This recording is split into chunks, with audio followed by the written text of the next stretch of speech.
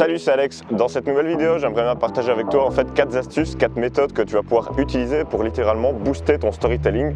En fait, il faut que je t'explique, voilà, si toi aujourd'hui tu as une entreprise et que tu proposes des services ou des produits, tu vas pas te contenter seulement de décrire des faits, mais tu vas essayer un petit peu de raconter des choses, d'expliquer qui tu es, d'où tu viens, pourquoi tu as créé ces produits et qu'est-ce que les produits et services que tu proposes aux personnes qui te suivent peuvent leur apporter. Donc ça, on va pouvoir le faire grâce au storytelling. Ça va être une mise en forme de tous les faits que tu as accomplis. Tu vas expliquer ton parcours. Donc, une première méthode de storytelling que tu vas pouvoir utiliser, ça va être par exemple de raconter ton histoire et d'où tu viens. Donc tu vas expliquer tes valeurs, d'où tu proviens, de quoi tu es parti, pourquoi tu as fait ce que tu as fait et comment tu es arrivé au résultat que tu es arrivé. Donc voilà, ton histoire, ça peut être, comme je te l'ai dit, tes valeurs. Si toi aujourd'hui, certaines de tes valeurs, ça va être par exemple la liberté ou je sais pas, l'entrepreneuriat ou peut-être que toi, ta valeur, c'est de faire quelque chose qui te passionne dans la vie. Tu peux expliquer, avant, j'étais salarié et j'ai décidé de quitter mon emploi parce que j'ai envie de faire quelque chose qui me plaisait vraiment dans la vie. Et tu vois, ça va un petit peu refléter tes valeurs en même temps que refléter ton parcours et ton histoire. Donc voilà, ça c'est vraiment une chose que tu peux utiliser. Moi, par exemple, j'étais étudiant en droit et ensuite, j'ai arrêté mes études en droit pour me consacrer totalement à la musique parce que c'était un sujet qui me passionnait. Donc ça fait partie de mon storytelling, ça fait partie de mon histoire. Je vais raconter aux personnes que aujourd'hui j'ai fait ce que j'ai fait parce que à la base j'avais un tel problème et que donc tu vas partager un problème avec les personnes qui te suivent. Tu vas un petit peu raconter un problème que tu as en commun avec les personnes qui te suivent. Un problème que toi tu as eu par exemple quand tu étais débutant. Tu racontes ce petit problème et du coup les personnes elles vont voir que tu as une vraie histoire et elles vont peut-être pouvoir s'identifier à toi, à ce que tu fais et à comment tu étais quand tu as débuté. Donc les personnes vont peut-être pouvoir se reconnaître à ton histoire et du coup ça va les inspirer à aller plus loin à ce niveau-là. Une deuxième chose que tu vas pouvoir utiliser, ça va être par exemple d'expliquer le pourquoi de ton entreprise, expliquer vraiment le réel pourquoi de tout ce que tu fais aujourd'hui et pourquoi tu crées les produits ou les services que tu crées et qu'est-ce qui t'a vraiment motivé à lancer cette chose. Parce que ça peut être un petit déclic, ça peut vraiment être une révélation que tu as eue, une petite chose que tu as découverte qui t'a fait passer à l'action, qui t'a fait changer un petit peu ce que tu as réussi à changer dans ton histoire. Donc il y a peut-être quelque chose, un petit détail qui fait que tu t'es dit aujourd'hui je prends les actions qu'il faut prendre pour démarrer mon entreprise et commencer mes activités. Donc moi je sais bien qu'une fois que j'ai découvert comment j'ai fait la première musique, ça m'a vraiment plu, du coup j'ai vraiment persévéré dans ce domaine. Je me suis dit c'est ça qu'il faut que je fasse toute ma vie parce que c'est ça qui me fait vraiment vibrer aujourd'hui. Donc tu peux expliquer une petite inspiration, peut-être ça peut être aussi quelqu'un qui t'a inspiré, une histoire que t'a inspiré, un proche, une histoire d'un proche qui t'a inspiré à te lancer, à vraiment démarrer. Donc ça peut être quelque chose qui peut renforcer ton storytelling. Tu vas un petit peu raconter les détails de ton histoire et là c'est plus sur l'aspect ce qui t'a réellement motivé à passer à l'action et à commencer le changement que tu as effectué dans ta vie ou dans ton entreprise.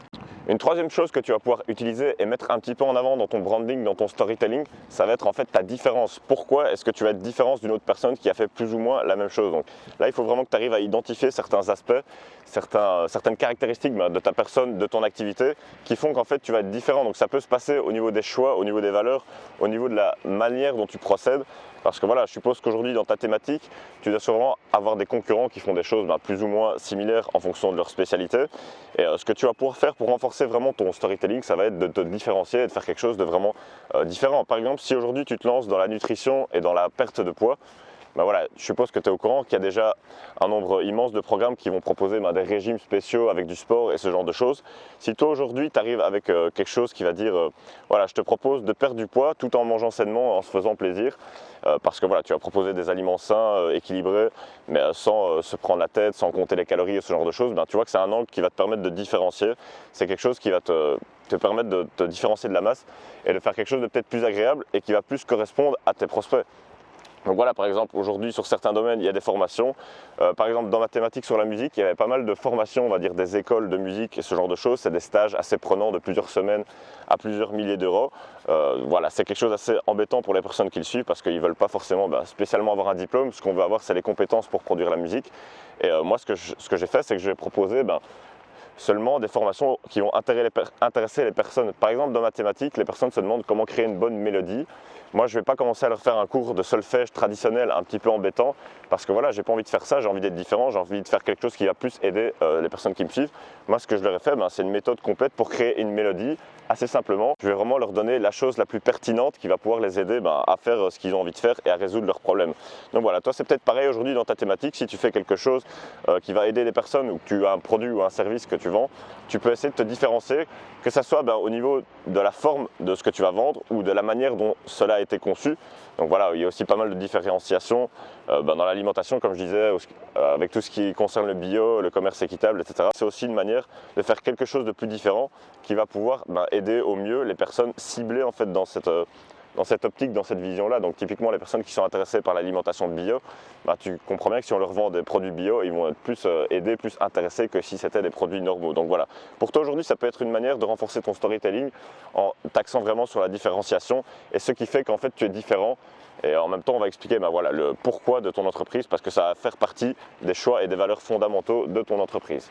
La quatrième manière que tu vas pouvoir utiliser pour renforcer ton storytelling, en fait, ça va être de raconter une histoire similaire à la tienne. Donc, ça peut être très bien un ami à toi ou une personne qui te suit et qui, après avoir suivi tes programmes ou tes produits que tu proposes, a en fait effectué un changement qui était similaire à celui que toi tu as effectué quand tu étais débutant.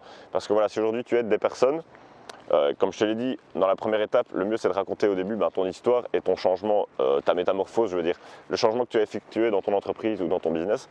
Et ensuite, si tu arrives en fait à aider des personnes à faire la même chose, ça va vraiment renforcer ton storytelling parce que tu vas avoir des témoignages des personnes qui vont te raconter qu'effectivement c'est inspirant parce qu'elles sont passées à l'action et grâce à ce que tu leur as appris, ça va les motiver en fait à s'améliorer. Donc voilà, ça c'est une autre astuce. Si aujourd'hui tu as des clients qui sont devenus amis et qui te partagent un témoignage, ça va vraiment renforcer ton storytelling parce qu'encore une fois, quand tu vas raconter l'histoire de la personne, ça va vraiment motiver les personnes qui vont voir le témoignage ou ce genre de choses. Ça va vraiment les motiver en fait à passer à l'action. Ils vont se dire mais si pour lui c'est possible, pour moi aussi ça peut être possible parce que pour telle raison, peut-être certaines personnes vont s'identifier au témoignage en question. Puis de toute façon c'est toujours inspirant, c'est toujours motivant de voir un changement, de voir une réussite de quelqu'un qui a pris les actions pour arriver à tout ça. On va avoir 4 méthodes assez simples que tu vas pouvoir utiliser pour booster et augmenter, améliorer ton storytelling. Donc la première chose, ça va être raconter ton histoire. Voilà, comment tu étais avant, ce que tu es devenu aujourd'hui, raconter par quelles difficultés tu es passé et expliquer un petit peu ce qui t'a motivé à changer. Le deuxième point, ça va être plutôt le pourquoi de ton activité, de ton entreprise. Tu vas vraiment expliquer la petite source d'inspiration, la petite chose qui a fait que tu es passé à l'action et que tu as voulu changer quelque chose dans ton business. La troisième chose que tu vas pouvoir mettre en avant, ça va être en fait d'expliquer ta différence, pourquoi tu es différent d'une autre personne, et aussi ça va te permettre de te positionner dans ton marché. Donc tu vas vraiment expliquer tes valeurs, pourquoi tu es différent, comment est-ce que tu as pu faire pour faire les choses différemment. Donc par exemple, si la société a à l'esprit une méthode type pour faire telle chose, si toi tu as pris un autre chemin et que tu es arrivé au même résultat par une autre méthode, ça peut être une manière de se différencier. Donc par exemple dans la vie, on te dit voilà, tu veux une belle vie, tu veux gagner de l'argent, économiser, tu économises 10% de ton salaire chaque mois et puis à la fin tu seras riche. Une autre méthode, ça peut être voilà, tu choisis de faire un business, tu gagnes beaucoup d'argent et puis tu arrives à l'investir et à mettre tout ça de côté. Donc c'est aussi juste une autre méthode. Donc voilà, grâce à ça, ça va vraiment pouvoir te permettre de te différencier et tu vas simplement te positionner sur un axe différent dans ton marché, dans ta thématique. Une quatrième chose, donc tu vas pouvoir raconter l'histoire d'une personne qui a eu des résultats semblables à toi ou le même genre de résultats et qui vont pouvoir inspirer les personnes qui te suivent et qui regarderont le témoignage. Donc le témoignage, ça va vraiment booster et motiver les personnes à se lancer. Donc voilà, si aujourd'hui ça t'intéresse et que tu veux créer une entreprise en ligne ou peut-être que tu as déjà une entreprise en ligne, je t'offre en fait une formation d'1 heure à peu près. Je vais aussi te parler de 5 business models assez rentables que tu peux démarrer sur internet sans avoir besoin de beaucoup d'investissement ou beaucoup d'argent. On va voir aussi 17 thématiques rentables de sites ou de chaînes YouTube ou de domaines pour créer ton entreprise sur internet. Donc on va voir tout ça dans la formation que je t'offre. Tu peux rejoindre la formation, le lien se trouve juste en dessous de cette vidéo. Voilà, je vais t'envoyer cette formation gratuitement. Donc voilà, ça sera tout pour cette vidéo. J'espère qu'elle t'a plu, j'espère qu'elle t'aura aidé. Je te dis à tout de suite dans l'autre vidéo et à bientôt pour la prochaine vidéo. Ciao.